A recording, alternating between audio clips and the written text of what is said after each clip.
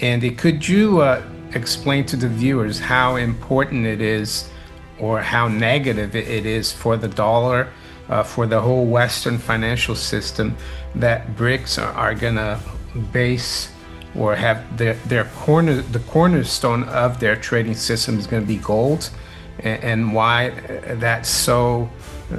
that is affecting everything these days, not just the dollar and the gold price, but bonds and interest rates. Yeah, because there is no more demand, since there is no more organic demand or a waning organic demand for the U.S. Treasury. Gold will not replace the dollar. Gold will replace what stands behind the dollar, the Treasury. And I think when you look at the price of gold, which has doubled the performance of the 10-year Treasury over the past 25 years, with no counterparty risk, think of sanctioning against the Russian $5 billion in Forex reserves, or in U.S. Treasuries, rather. The Shanghai Cooperation Organization is something I've talked a lot about as well. They're the largest regional military and financial organization on the planet. The way that they are presenting this, at least Xi, Modi, and Putin are presenting it, is that they're all partners, not rivals. But the Shanghai Cooperation Organization in and of itself is 41% of global population and 34% of GDP, 24% of the world's land mass. It's a big deal.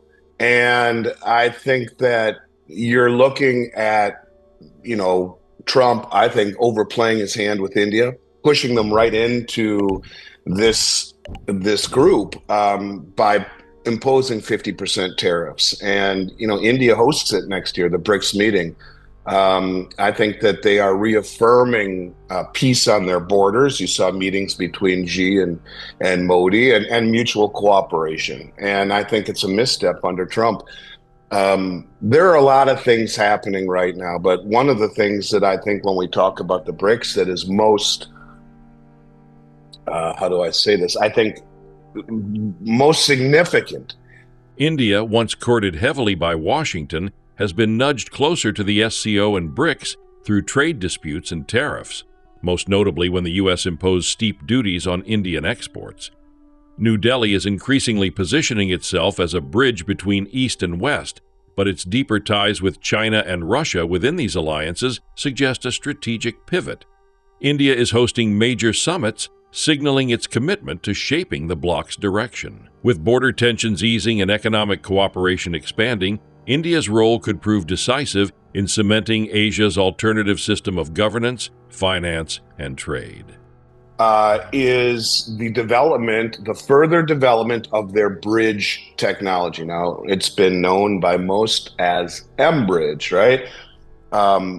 The BIS. The reason we haven't heard much of anything, Mario, I believe, is that the BIS pulled what amounted to espionage at the 12th hour to the BRICS nations when they, for the previous 4 years, through their BRICS Innovation Hub, the BIS Innovation Hub, Bank of International Settlements Innovation Hub, they came out at the 12th hour after for 4 years developing the technology with China, which is largely Chinese technology, China, Hong Kong, Thailand, UAE, and then Saudi Arabia becomes the 5th full member of mBridge.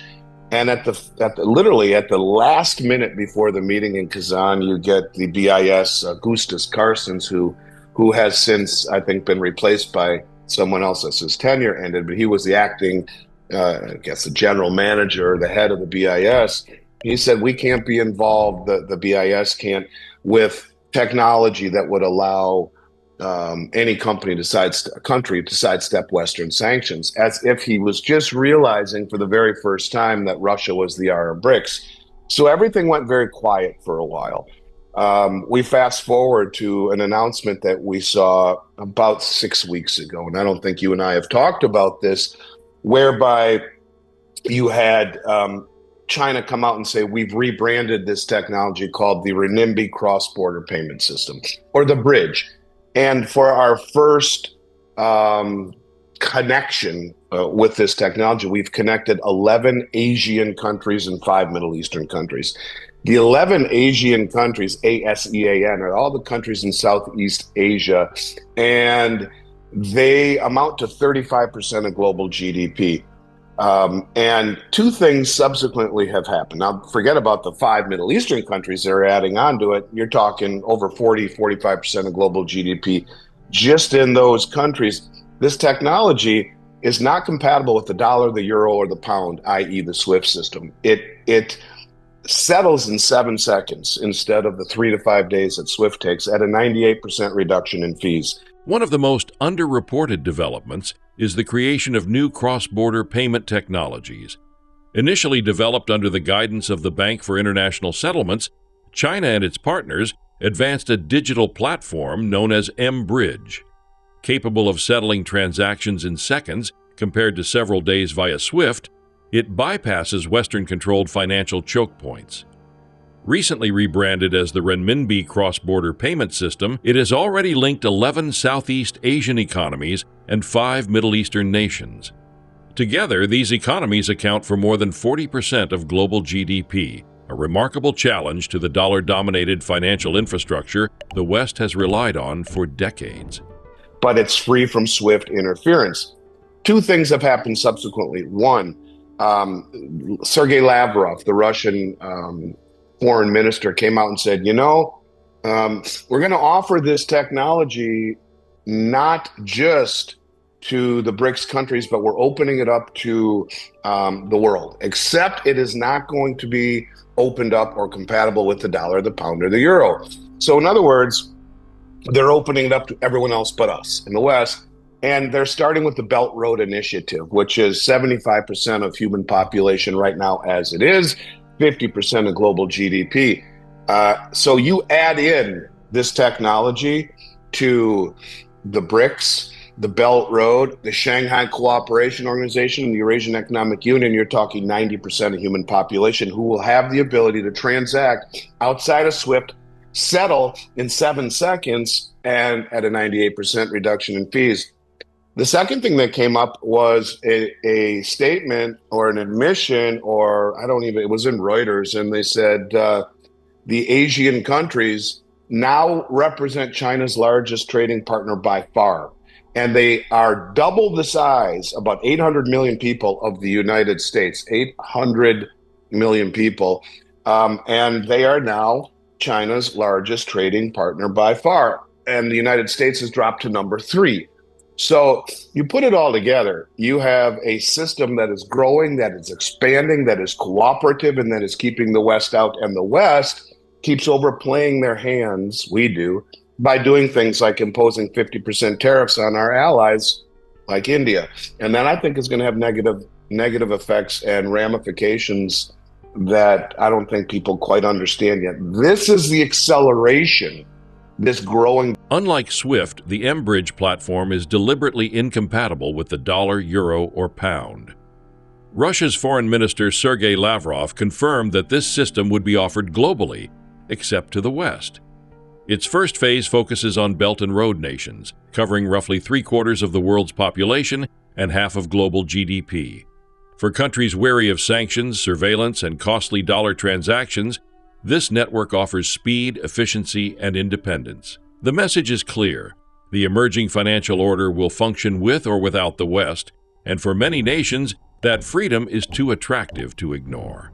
And the last piece I would add to that is that now you have China coming out and saying, and here's another piece, we are going to internationalize our yuan. And by doing so, gold is now immediately convertible. Yuan is now immediately convertible into gold. Right now, without having to switch into dollars, they just made this announcement a few months ago in the Shanghai Metals Exchange. And you can take delivery in the new facility that just was completed in Hong Kong. So if you are Saudi Arabia, you sell your oil to China for the yuan, you can immediately convert it into gold on the Shanghai Metals Exchange and their new facility in Hong Kong. But gets better than that. The next facility that they are building to expand the infrastructure for settlement is, you guessed it, in Saudi Arabia. It's under construction now. And their intent is to build this multi-jurisdictional system of vaulting throughout the Belt Road, throughout Asia, Africa, and a little bit in Europe to facilitate settlement. So all of these countries that will trade local currencies back and forth, you keep hearing local currencies, local currencies. They'll trade their local currencies back and forth over the mBridge network, settle imbalances in gold, and take delivery through multi-jurisdictional vaults. Perhaps they sprinkle gold each country in all of the vaults around the system, and you see vaults springing up in Singapore, in Moscow, in St. Petersburg, in Dubai, the new BRICS facilities that will be built. All of this will be the skeletal system of this new settlement system that they are proposing. Now, we once talked about it as the unit. The unit is what Dilma Rousseff, the former president of Brazil and the head of the BRICS New Development Bank, said they had agreed upon in principle. I believe they have kind of shelved that until Trump is gone. And instead, China's taking the lead and saying it's the process of internationalizing the yuan. Instead of throwing the BRICS common settlement currency in their face, which they've agreed upon in principle, in Trump's face, China's just calling it internationalizing the yuan. But it's the exact same thing. Trade in local currencies, not compatible with SWIFT, settle imbalances in gold. It's virtually the same system that they have in place. That the unit was 60% BRICS plus currencies, 40% gold, deliverable upon request through a series of vaults. I would argue that this is exactly what they are doing, setting the stage for them to just slide the unit right in when the time is right. But yes, the BRICS are growing, and to underestimate it is a critical mistake at this juncture, I think. China has taken the next step by linking its currency, the yuan, directly to gold. Through the Shanghai Metals Exchange and new vaulting facilities in Hong Kong and soon in Saudi Arabia, trading partners can instantly convert yuan into physical gold. This creates a settlement alternative free of U.S. treasuries or dollar reserves. In practice, oil producers like Saudi Arabia can sell crude to China in yuan and then secure that value in gold. Multi-jurisdictional vaults are being established across Asia, Africa, and the Middle East, forming the backbone of a settlement system anchored not in debt, but in tangible assets. Andy, could you explain to the viewers how important it is or how negative it is for the dollar, for the whole Western financial system, that BRICS are going to base or have the cornerstone of their trading system is going to be gold, and why that is affecting everything these days, not just the dollar and the gold price, but bonds and interest rates. Yeah, because there is no more demand, there is no more organic demand or a waning organic demand for the U.S. Treasury. Gold will not replace the dollar. Gold will replace what stands behind the dollar, the Treasury. And I think when you look at the price of gold, which has doubled the performance of the 10-year Treasury over the past 25 years, with no counterparty risk, think of sanctioning against the Russian $5 billion in Forex reserves, or in U.S. Treasuries, rather. It's a big deal.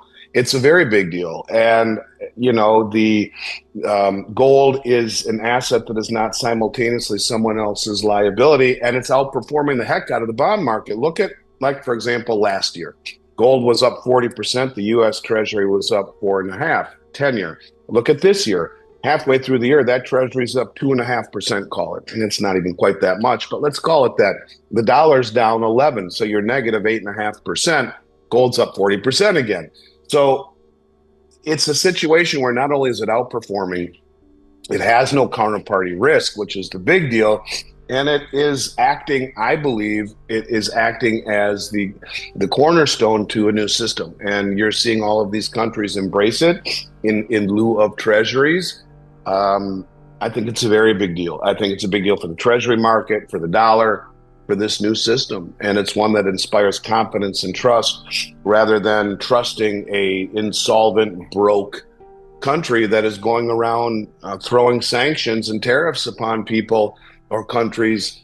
I think much of the world has had it. It's one thing to do that and have your house in order. We are broken, we are insolvent, and after what we've gone through the last 4 years. For decades, America's power has rested on the dollar's reserve status. forcing the world to hold U.S. treasuries. But global patience is wearing thin. Gold, an asset without counterparty risk, has consistently outperformed U.S. bonds and now underpins a rival system of trade and finance.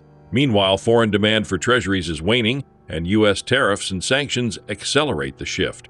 By isolating allies and overusing financial weapons, Washington risks undermining its own privilege. The era of unchallenged dollar supremacy may be ending, as much of the world embraces an alternative system built on speed, cooperation, and gold-backed credibility. Previous to this administration, with lawlessness and open borders and judicial system questioning if it's two-tiered or not, election interference or not, immigration, all of the things that we've seen that I don't need to rehash, the world is tired of it. And instead of extending the olive branch, it's the stick. And when you talk about, should we be doing this with tariffs? Look, being the world reserve currency, Mario, has given us an exorbitant privilege by having the world take our or sell us their products for our dollars and expecting them to put the reserves in treasuries has kept asset prices in this country high. It has kept goods that we purchase at Walmart low. And this is our standard of living has been really fostered by the good graces of our foreign creditors. And things are changing now. So you got to wonder, this is Triffin's dilemma.